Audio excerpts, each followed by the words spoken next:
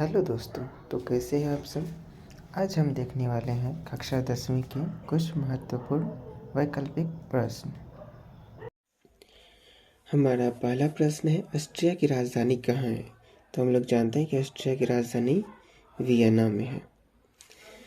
दूसरा प्रश्न है, फ्रांस की क्रांति कब हुई थी। हम लोग जानते हैं फ्रांस की क्रांति 1789 ईस्वी में हुई थी। अगला प्रश्न है, ऑस्ट्रिया का चांसलर कौन था। ऑस्ट्रिया का चांसलर मेटरनिक था। अगला प्रश्न है, फ्रांस का गृह युद्ध कब हुआ था। तो फ्रांस में गृह युद्ध 1830 ईस्वी में हुआ था। अगला प्रश्न है, लुई फिलिप ने गद्दी का त्याग कब किया था। लुई फिलिप ने गद्दी का त्याग किया था 24 फरवरी 1848 ईस्वी में। 24 फरवरी 1848 ईस्वी में। हमारा अगला प्रश्न है, 1848 की क्रांति के बाद फ्रांस का सम्राट कौन बना। तो 1848 की क्रांति के बाद फ्रांस का सम्राट बना था नेपोलियन लुई, या फिर लुई नेपोलियन इसको बोलते हैं।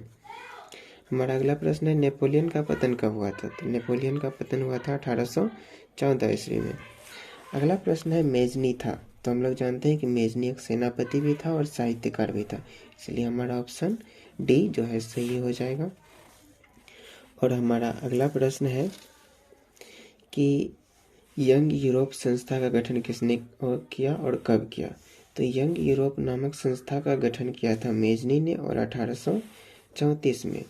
31 में किया था उसने यंग इटली का, और यंग यूरोप का किया था 1834 में। हमारा अगला प्रश्न है, विक्टर इमैनुएल ने किसे प्रधानमंत्री बनाया था।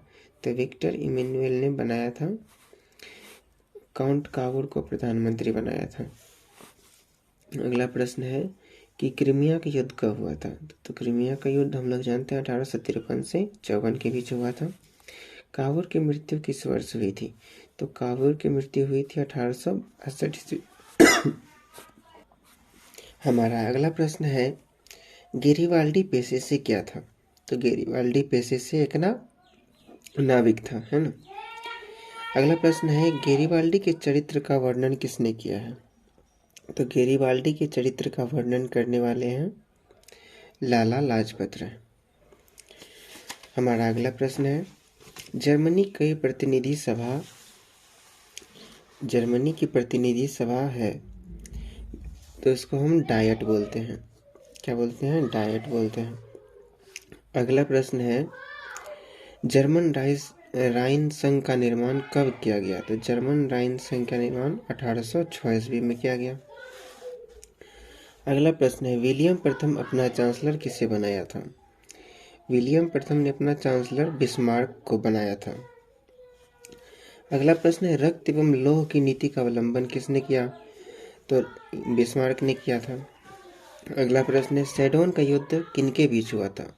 तो सेडोन का युद्ध हुआ था प्रस्सा और फ्रांस के बीच हुआ था।